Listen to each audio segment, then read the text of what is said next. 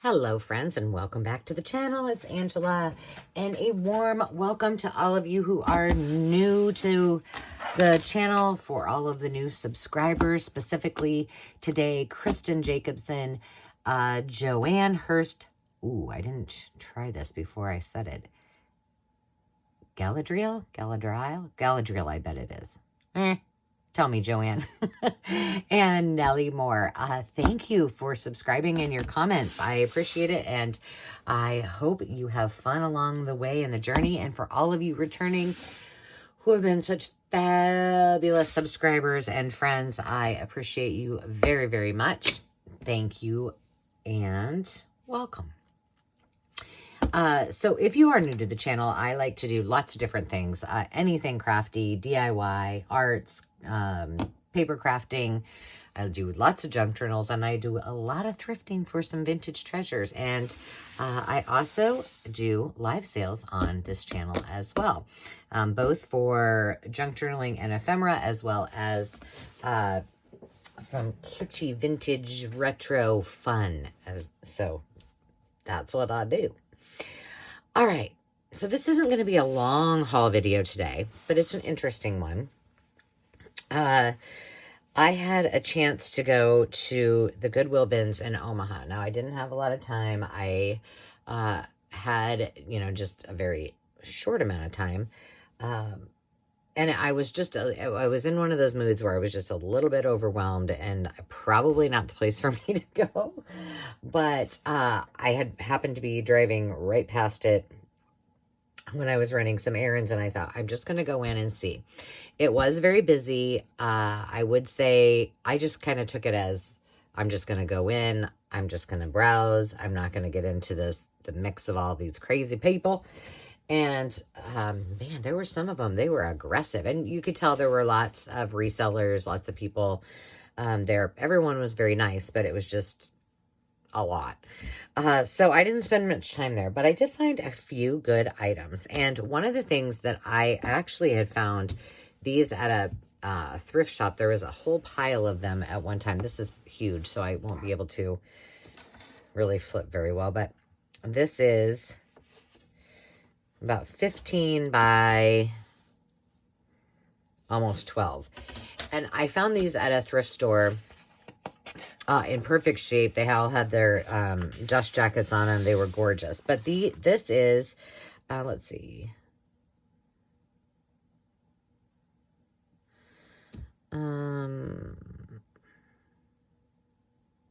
1952, is that right? I think so. I don't know. I can't really think. I'm still not thinking clearly. But anyway, this was on behalf of the publishers from Travelers Insurance Companies. And they made these all available. And there was like stacks of them. This was months ago. And it's just really not my thing. And they wanted quite a bit of money for them. I thought, I probably have a lot of folks out there that would love to have these. They would make great journal pages. I'm just going to flip as I talk. But it's just not it's not my aesthetic, if you will. Had they been cheaper, I would have bought them. But this was in the bins, and the bins were I think they were books for 50 cents, or they were 3 for $1. So, but this is a Career and Ives book, and there are, like this one I love. There are some beautiful ones. So if you wanted to use this and, get one frame, and then you could use these to frame throughout the different seasons, perfect idea. If you wanted to use them. I mean, this is in wonderful shape. Having been in the bins, I'm very, very surprised. But each one has the little background on the page too. So it's in great shape. I think there was a couple that were great. Like this one looks like it. Yeah, there's a few that looks like somebody probably did exactly that. But it's full, chocked full of the plates from various places from Career and Ives. So this will be going into one of my live sales. I love that. I just think that there's a lot, especially, oh my goodness. That mountain might be staying with me. I don't know. That's the only one I really like. But yeah, someone must have taken some of these out. So I guess it's not in perfect shape. So you shouldn't feel bad if you take them out. Are these all out? No, just that many. So that was one thing that I found. Like I said, it's massively big. And it says Currier and Ives America. So we got that. That needs to go over here to be put in the sell pile. And then I did find, just randomly in the bottom, a couple of recipes for oatmeal chip cookies from Jane Altman. And extra crisp cookies by Trudy. That does not sound good at all, but there's what I got. And then I found these two.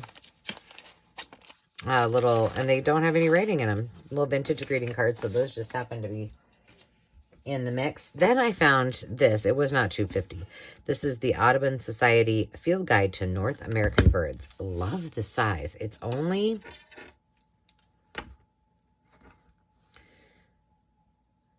just under, well, about 3 3/4 by 7 3/4.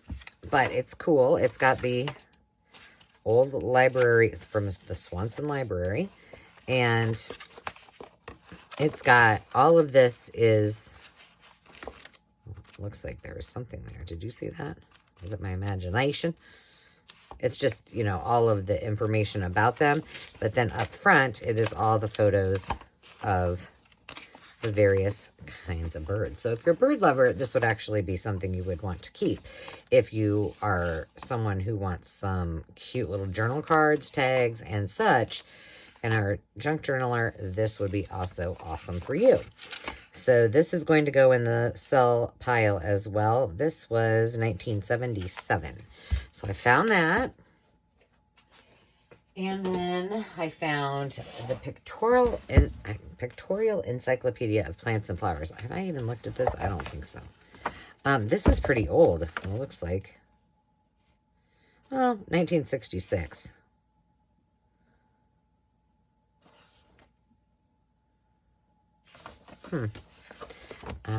Let's see, is there any? There's a few color. This would be really cool to do all, like something with an all monochromatic black and white journal. There are some color photos. Look at the mushrooms. Oh, lots and lots of mushies. So I thought this one was pretty cool. I don't know if I'm going to keep this one or not. I haven't decided. I like it.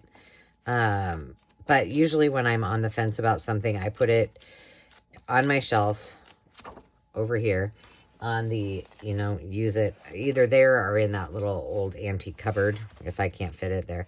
And then if I haven't used it in, say, 6 months, then it goes.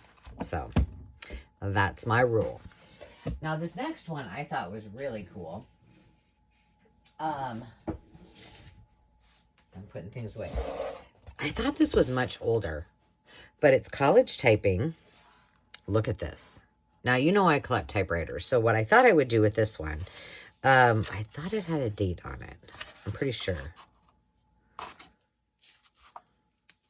College typing revised. But look at those. This is a L.C. Smith, a Woodstock, 1936, and then revised in 1940. So I thought what I would do with this is put it with my antique typewriter that's upstairs, because it looks very much like, kind of like one of these. So I thought that was kind of cute. I won't use it for junk journaling because it's too cute, but that's going to go on display. Now, the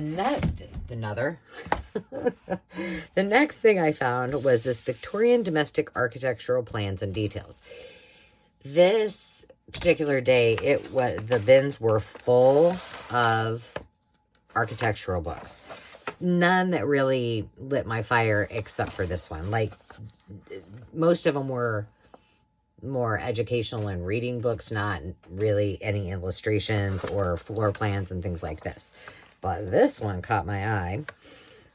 I have, which it's never been finished. My dad built it for me, but I've never finished my dollhouse. I think my mom and dad still have it, I hope. But it was very Victorian. It had the turret, you know, kind of similar to this. And I probably would not want to live in a Victorian home that had not been maybe a little bit altered, because there's most of the times Victorian homes have very choppy rooms. Like they had the sitting area and they had the parlor, and so you know, if it was maybe one I built, it had the look of a Victorian home, I would love it. But otherwise I'd have to do a little remodeling. I know, for all of you purists out there, you're probably going, what? Like, see this one. Well, that's a tiny one. It's got the parlor.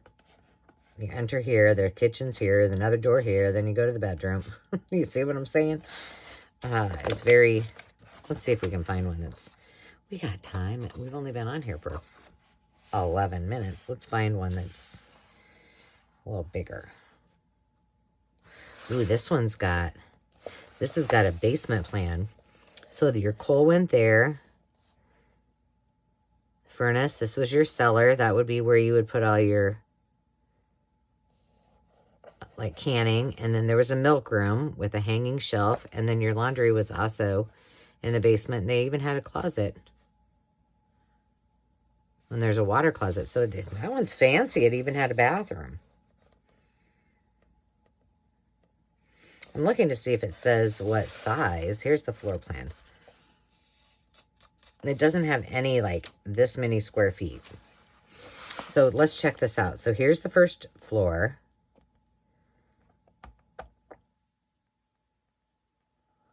Here's the piazza. Where's the front door?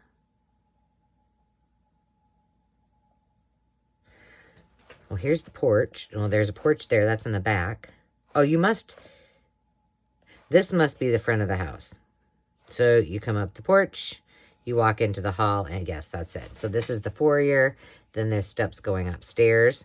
And so now you can see this door goes into a parlor. Then it comes into a dining room. Then you go through, and this would be like the butler pantry. There's a china closet, it says. Rollway. I don't know what that is, but I should look it up. They called this the piazza, but it's basically just kind of like a wraparound porch. It's not, doesn't have a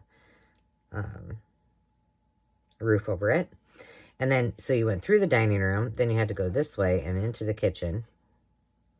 They have nice pantries. And then you went out to a porch, and then there was a shed.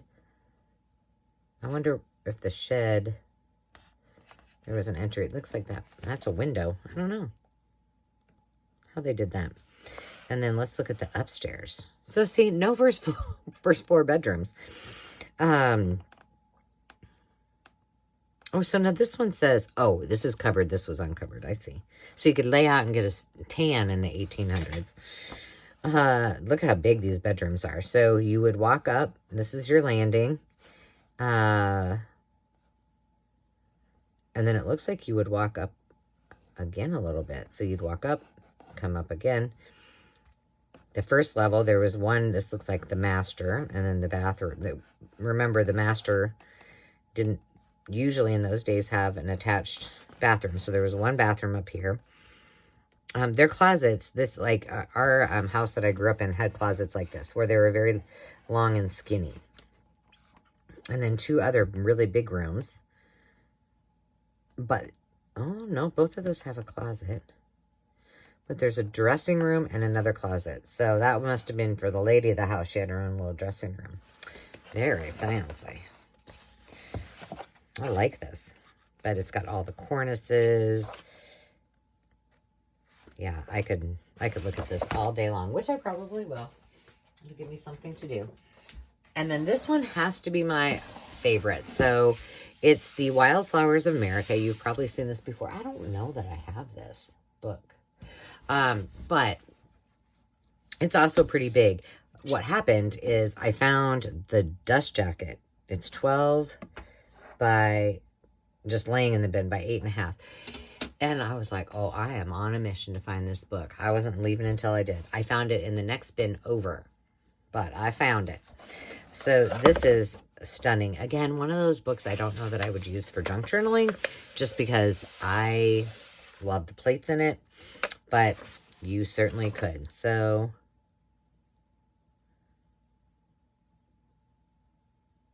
this is the 8th printing in 1969. So from it must have been 1952. That was that other book. So there's all the glossary.